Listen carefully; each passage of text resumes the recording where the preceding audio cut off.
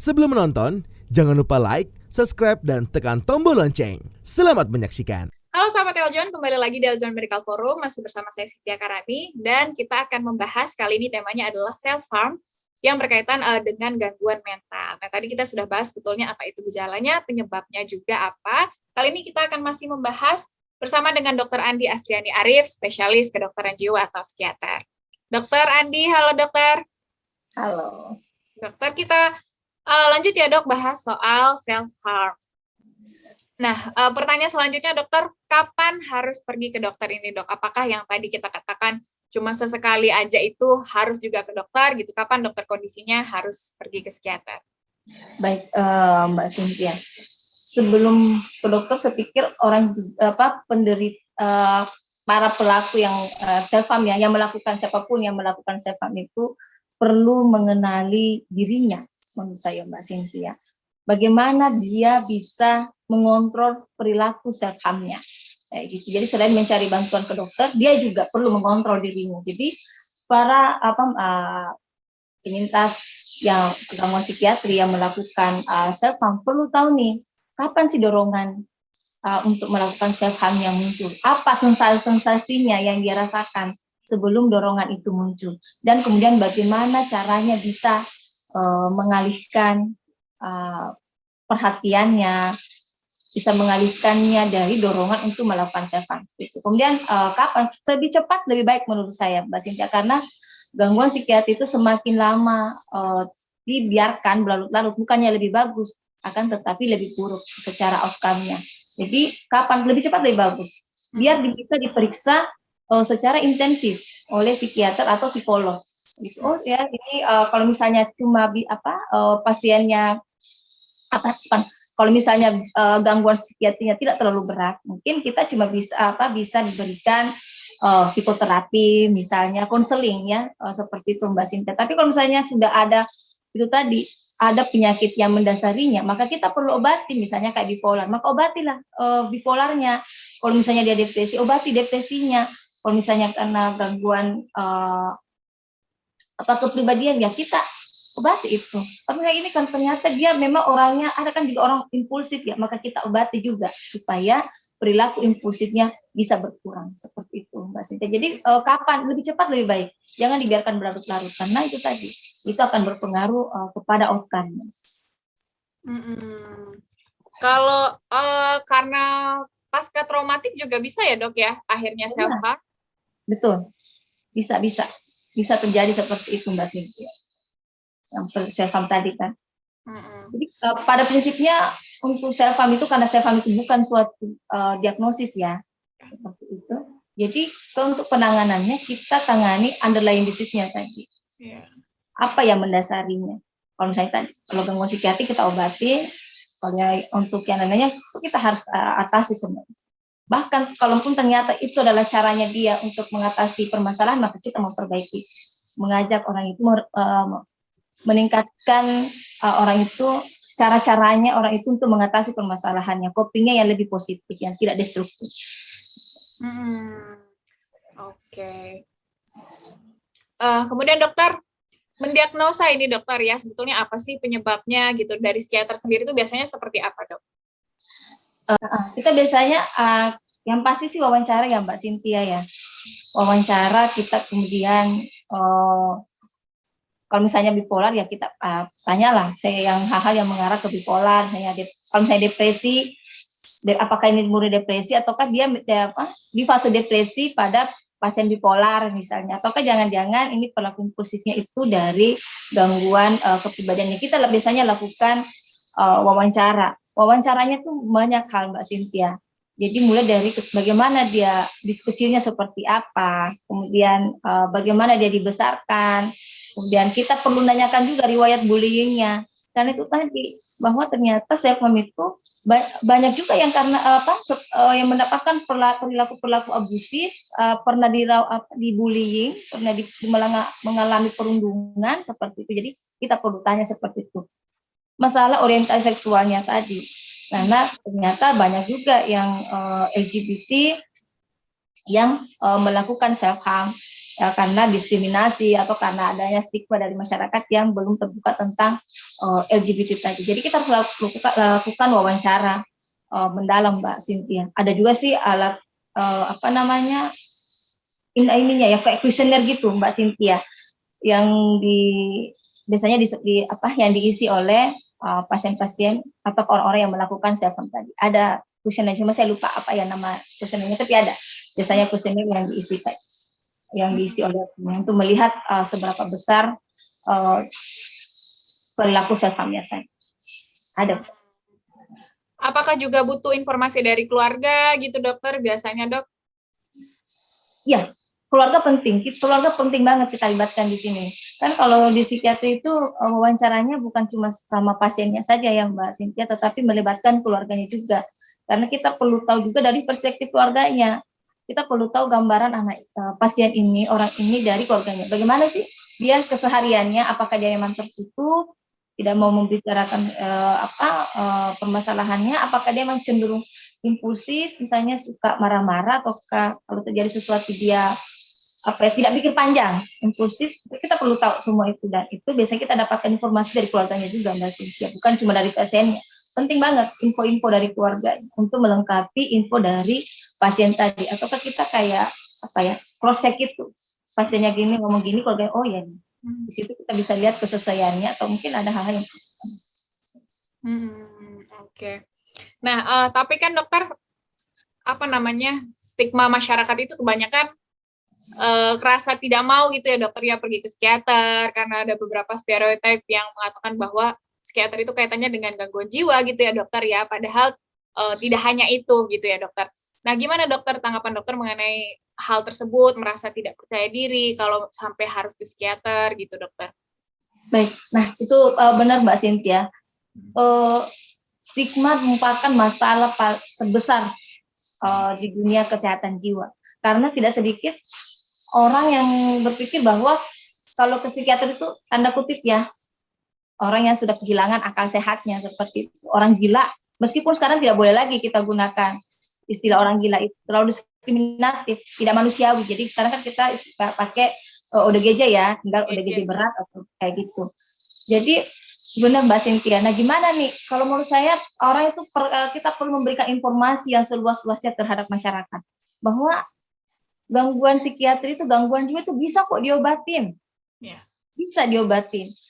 Gangguan jiwa itu tidak beda dengan gangguan fisik lainnya, seperti penyakit jantung misalnya, diabetes, epilepsi, atau apapun itu, dan bisa diobati. Itu yang harus diberitahukan, disebarkan kepada masyarakat awam dengan seluas-luasnya, bahwa gangguan jiwa itu bisa menyerang siapa saja dan bisa diobatin. Bahwa gangguan jiwa itu bukan karena kurang iman, karena yang banyak beredar di masyarakat itu bahwa gangguan jiwa itu karena kurang ibadah aja gitu. Iya, betul dok. Udahlah, kalau misalnya musim, udah kamu sholatnya di ini misalnya lebih sering, misalnya itu karena kamu kurang sholat. Kalau misalnya yang non musim, itu karena kamu jarang ke gereja, misalnya jarang beribadah dan sebagainya. Padahal enggak seperti itu.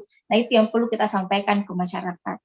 Dan penderita psikiatri, gangguan penyintasnya sendiri juga perlu menumbuhkan kepercayaan dirinya bahwa oke, saya memang mengalami gangguan psikiatri, tapi itu kan berarti dunia berakhir ketika saya mengalami gangguan psikiatri. Saya bisa menjadi lebih baik dengan mengikuti terapi yang diberikan, yang bisa membuat saya bisa kembali ke kehidupan dan bisa berfungsi dengan baik di komunitas seperti itu. Jadi selain menyebarkan informasi yang seluas-luasnya terhadap masyarakat, kita juga perlu menumbuhkan kepercayaan dirinya kepada para penyintas dengan menerima kondisinya dan mau berobat supaya bisa terkontrol keluhannya, malah bisa sembuh dan bisa berfungsi dengan baik, bisa memberikan kontribusi terhadap masyarakat.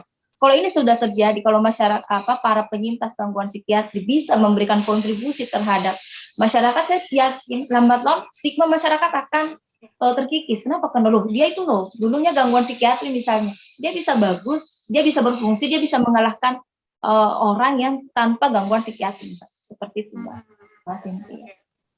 Padahal wajar saja mungkin ya dokter ya, yang normal-normal aja kalau kita pergi ke psikiater, bahkan belum ada muncul gangguan gitu ya dok ya. untuk tetap menjaga kesehatan. Penting bahwa seseorang itu tidak bisa disebut sehat kalau cuma sehat fisik saja. Betul. Sehat itu ketika kita sehat secara fisik dan secara mental.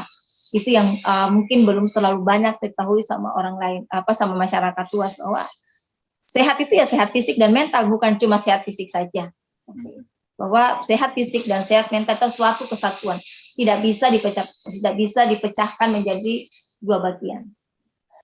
Kemudian dokter, self harm ini kan kemudian salah satu reaksi dokter ya dari tadi, gejala-gejala gangguan mental, dan juga tadi adanya pengaruh dari rasa depresi, stres gitu ya dokter ya. Nah, gimana sih dokter sebetulnya untuk mengontrol rasa stres tersebut supaya tidak menimbulkan perilaku-perilaku self harm ini, Dok? Ya itu tadi ya Mbak Cynthia ya, kalau misalnya tadi itu bagaimana dia mengenali polanya, kemudian bagaimana dorongan itu tadi yang saya sudah sebutkan sebelumnya Mbak Cynthia, kemudian mengobati keluhannya tadi, gangguan yang mendasari, dan kemudian yang tidak kalah pentingnya dalam mungkin manajemen stres di sini Mbak Cynthia. Bagaimana kita ketika dihadapkan pada suatu permasalahan, bagaimana respon kita nih? Bagaimana kita menyikapi permasalahan tadi? Yang pertama sih, ketika kita menghadapi suatu permasalahan, yang paling penting adalah kenali dulu permasalahannya. Kita harus tahu apa sih yang saya hadapi ini.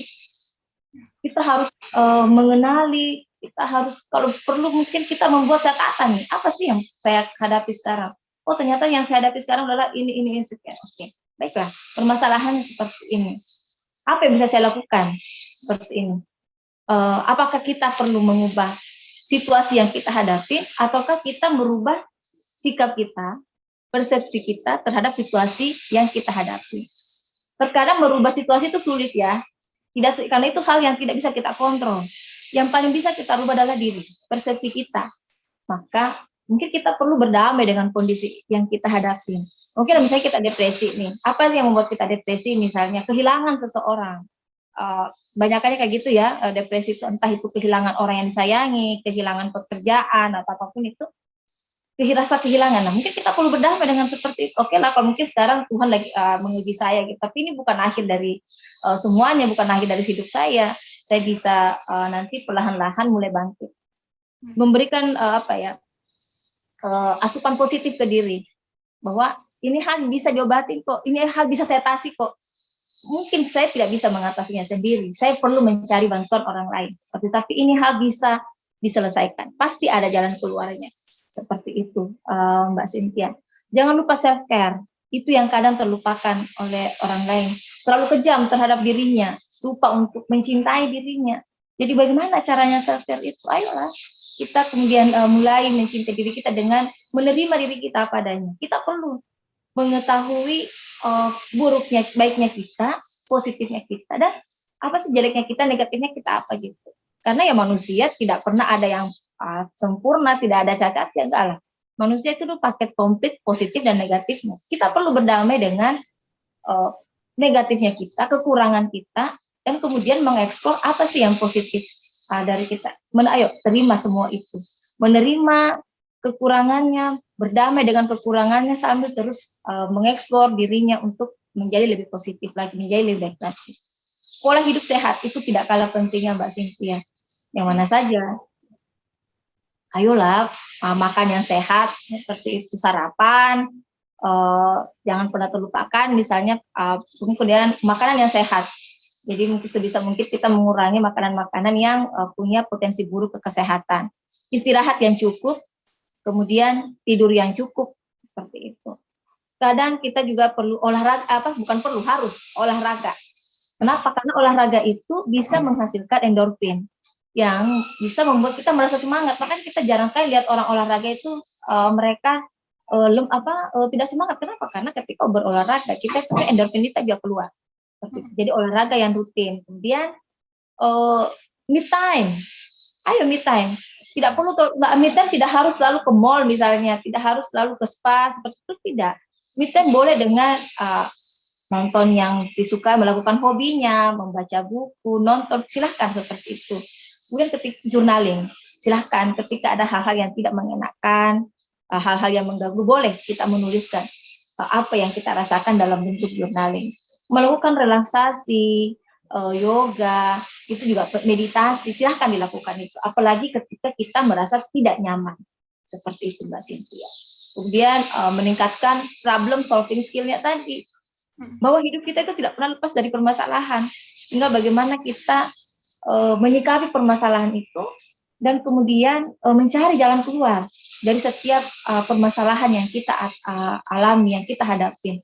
Gimana caranya problem solving skill-nya tadi? Ya ayolah, seperti awalnya, lihat, pahami masalah yang dihadapin, untuk kemudian membuat catatan, membuat opsi jalan keluar yang akan kita ambil. Opsi A, opsi B, opsi C. Semakin banyak opsinya semakin bagus. Jangan lupa untuk opsi A, apa sih dampak buruknya, apa dampak baiknya gitu. Selalu semua, dan konsekuensi apa yang bisa terjadi kalau misalnya opsi A ini yang saya ambil, opsi B ini yang semakin banyak opsinya semakin bagus. Kemudian pilihlah opsi atau jalan keluar yang paling bisa dilakukan, yang paling bisa dihadapi, yang paling bisa dipertanggungjawabkan jika terjadi konsekuensi. Ternyata setelah ini masih ada lagi, nggak apa-apa, bikin aja lagi seperti itu. Gitu Mbak Cynthia. Oke, jadi balik lagi ke mindset dan bagaimana problem solving ya dokter, karena memang kita tidak bisa terlepas dari masalah. Benar Mbak Cynthia. Selanjutnya dokter, yang menjadi banyak pertanyaan juga, kan tadi kita sudah menyinggung bahwa gangguan mental ini masyarakat masih awam akan hal tersebut gitu ya dokter ya. Kemudian bagaimana dokter jika kita, mungkin saya gitu dokter, menemukan teman ataupun keluarga yang punya tanda-tanda bahwa dia melakukan tindakan self harm gitu dokter, bagaimana sebaiknya apa yang kita lakukan dokter ya, karena tadi mungkin karena sesuatu yang awam itu akhirnya orang merasa punya batasan atau bingung bagaimana apa yang harus dilakukan gitu ya dokter ketika menemukan hal-hal yang seperti self harm tersebut dokter. Bagaimana dok? Oke, baik Mbak Cynthia. Benar sekali bahwa support keluarga itu sangat besar sekali Mbak Cynthia ya. Support system itu penting banget. Nah, apa yang harus dilakukan ketika kita bertemu dengan seseorang yang melakukan self harm? Yang pertama, kita harus berempati terhadap apa yang dirasakan. Ya, gitu. Dengarkan mereka, jangan ngejudge. Kenapa mereka sebenarnya takut bercerita? Karena sudah takut duluan dengan judgement dari orang lain. Itu tadi, bahwa orang-orang yang gangguan psikiatri itu orang-orang yang paling banyak itu tidak kuat iman dan rapuh, cengeng, sampai tidak jarang ketika mereka datang ke psikiater, dia sendiri, kayaknya memang saya yang tidak kuat ya dok, saya yang aneh, kayak gitu. Kenapa mereka sambil berpikir seperti itu? Karena judgement tadi dari orang lain yang selalu berpikiran bahwa orang-orang gangguan psikiatri, orang-orang yang melakukan self harm adalah orang-orang yang rapuh, orang-orang yang tidak tahu bersyukur, orang-orang yang tidak kuat iman. Itu yang harus dikat, itu yang harus dihindari. Dengarkan mereka, berempati, mendengarkan tanpa pernah menjudge mereka. Yakinkan tadi sama mereka bahwa kita itu ada bersama mereka. Kita akan selalu ada di sampingnya, untuk selalu mensupport, untuk selalu memberikan dukungan. Kemudian setelah itu boleh ditawarkan, ayo kita ke profesional, kayak gitu, entah itu ke psikolog atau ke psikiater, karena ini hal bisa diobati kok. Ini bukan aib, ini bukan dosa, ini adalah suatu gangguan yang sangat bisa diterapi. Seperti itu Mbak Cynthia. Oke, baik. Terakhir dokter, seberapa penting menjaga kesehatan mental dokter? Terus kemudian bagaimana caranya kita tetap menjaga kesehatan mental ini dok? Baik Mbak Cynthia. Kalau seberapa pentingnya menjaga kesehatan mental, saya pikir sangat penting sekali Mbak Cynthia ya. Karena itu tadi, there is no health without mental health. Jadi orang itu tidak bisa dikatakan sehat kalau tidak sehat secara mental juga, tidak sehat secara emosi juga. Jadi penting, sangat penting sekali. Itu tidak bisa terlepas dari kehidupan kita. Seperti itu. Terus bagaimana caranya menjaga supaya kita tetap sehat jiwa ya Mbak Cynthia ya. Itu tadi yang saya sampaikan di atas. Selalu berpikir positif, self-care. Jangan pernah lupa, self-care itu selalu self-care. Ayo mencintai dirinya. Dengan cara itu tadi ya, olahraga, pola hidup sehat dulu deh. Dengan cara makan yang sehat, istirahat yang cukup, tidur yang cukup, kemudian olahraga ya, seperti itu. Mengetahui batasan dirinya, kemudian memahami dirinya, bahwa saya seperti ini. Jadi jangan sampai kita membuat sesuatu melampaui dari apa yang kita melampaui dari batasan kita seperti itu. Nah, kalau misalnya cuma di angka 5, jangan maksa sampai di angka 7 atau 8, karena itu akan menjadi stres seperti itu. Jadi kita perlu mengetahui batasan kita dan kemudian melakukan sesuatu sampai batasan maksimal yang kita mau. Jangan lebih dari situ. Seperti itu Mbak Sinta. Selalu berpikir positif. Selalu selalu melihat segala sesuatu yang dihadapin itu pasti ada positifnya. Jangan selalu melihatnya dari aspek negatifnya saja, bahwa seolah-olah ketika kita menghadapi masalah hidup sudah berakhir, bahwa kita sudah tidak ada harganya lagi, tidak ada gunanya lagi. Tidak seperti itu. Ayolah berpikir positif. Dengan cara apa tadi untuk berpikir positif? Ayo lihat permasalahan lebih holistik lagi. Ayo minta bantuan ketika kita sudah merasa tidak sanggup. Karena meminta bantuan orang lain bukan berarti Anda lemah, tidak. Justru Anda hebat. Kenapa? Karena Anda mengenali diri Anda, dan itu sangat penting. Itu Mbak Sinta. Selain manajemen stres, jangan lupa. Oke, baik, luar biasa sekali. Terima kasih banyak Dokter Andi, hari ini sudah berbicara banyak, sharing banyak soal self harm ya Dokter, dan juga gangguan mental. Terima kasih banyak Dokter Andi. Sama-sama Mbak Cynthia. Maaf ya kalau kurang memuaskan buat orang-orang tentang self harm. Sudah luar biasa. Saya ingin tekankan lagi Mbak Cynthia di sini bahwa jangan takut ketika Anda seorang penyintas gangguan psikiatri. Karena gangguan psikiatri itu bisa diobatin, bahwa gangguan psikiatri itu bukan aib, bukan kutukan. Seperti itu. Dan Anda sangat bisa untuk kembali berkontribusi ke komunitas, ke masyarakat, meskipun Anda seorang penyintas gangguan psikiatri. Begitu Mbak Cynthia. Baik, terima kasih banyak Dokter Andi. Sama-sama Mbak Cynthia. Nah itu dia sahabat Eljon, kita sudah tahu ya apa itu self harm, kemudian gejalanya seperti apa, penyebabnya juga, kemudian juga yang paling penting adalah tadi balik lagi ke mindset, pola pikir kita harus positif, cari problem solving ya dokter ya, bagaimana pola pikir kita melihat situasi yang ada akan mempengaruhi tindakan apa yang akan kita lakukan untuk menghindari self harm. Kemudian juga self care juga paling penting. Selain itu, selain kesehatan fisik, ternyata kesehatan jiwa juga salah satu hal yang penting untuk mendukung kata sehat tadi ya dokter. Dengan pola hidup yang sehat, makan yang sehat, berolahraga.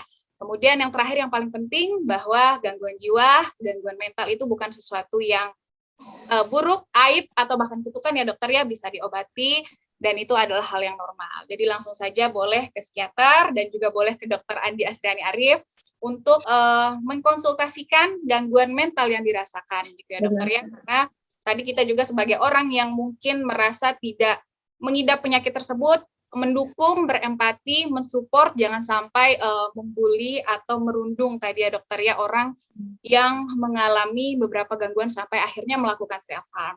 Baiklah, terima kasih Dokter Andi. Selamat sahabat Eljon, semoga bisa berguna juga bermanfaat untuk kita hari ini. Saya Cynthia Karani dan juga Dokter Andi Asriani Arif, spesialis kedokteran jiwa. Pamit undur diri, sampai jumpa. Si Patrick dan Tuan Krep lagi tamasya. Diklik subscribe-nya ya.